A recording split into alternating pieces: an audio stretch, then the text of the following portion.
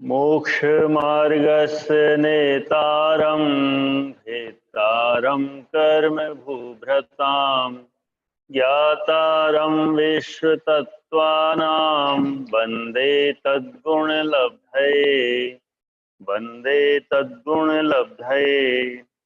जीवित मरण आशंसा मित्र अनुराग सुख अनुबंध निदानानी। 37।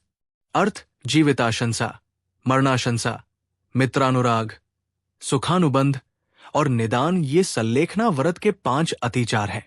सल्लेखना के 5 अतिचार है तथा ये अतिचार जीवन के अंत समय में लगते हैं। 1। जीविताशंसा, ऐसी इच्छा रखना कि मैं कुछ समय तक और जीवित रहता तो अच्छा होता। ये जीविताशंसा नाम का अतिचार है।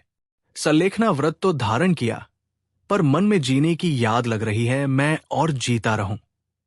वैसे जीना कौन नहीं चाहता? संसार के सभी जीवों को जिंदगी प्यारी है, किंतु यहां जब काय और कषाय से एकदम विरक्ति कर ली गई, जिसे सल्लेखना कहते हैं, तो ऐसी उच्च स्थिति पाने पर जीने की इच्छा होना ये दोष है।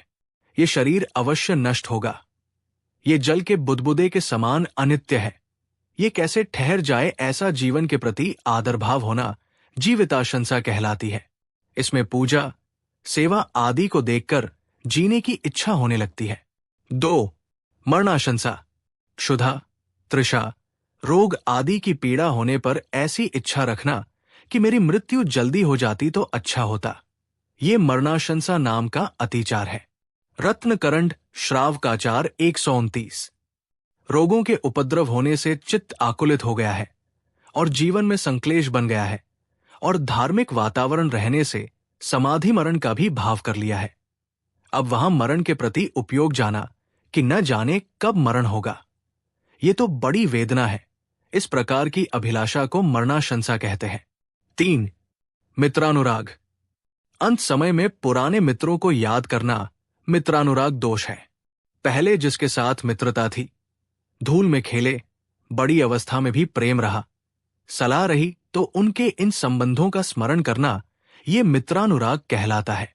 इसने मेरे पर विपत्ति आने के समय बहुत रक्षा की।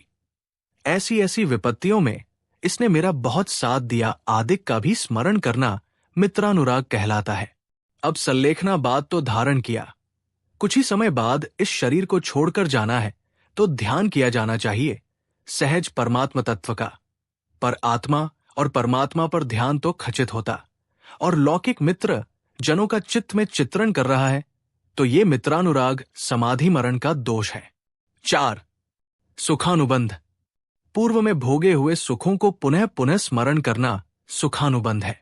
जो सुख भोगे थे बचपन में, बड़े में, उन सब सुखों का स्मरण करना, मैंने ऐसा खाया, मैं ऐसा आराम करता था, इस तरह खेलता था आदिक पूर्वभुक्त क्रीड़ा, शयन, भोग का स्मरण करना सुखानुबंध कहलाता है।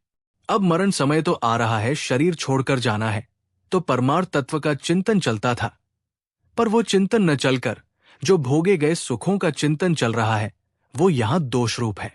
5. निदान, तपस्या के फल में आगामी काल में भोगों की चाह करना निदान है। निदान भी 2 प्रकार का होता है, प्रशस्त निदान व अप्रशस्त निदान। सम्यक दृष्टियों के प्रशस्त निदान होता है, क्योंकि वे केवल ये इच्छा करते हैं कि मेरे कर्मों का नाश हो, मुझे मोक्ष प्राप्त हो। मिथ्या दृष्टियों का विषय भोगरूप संबंधी अनंत कर्म बंध का कारण होने से अप्रशस्त निदान होता है।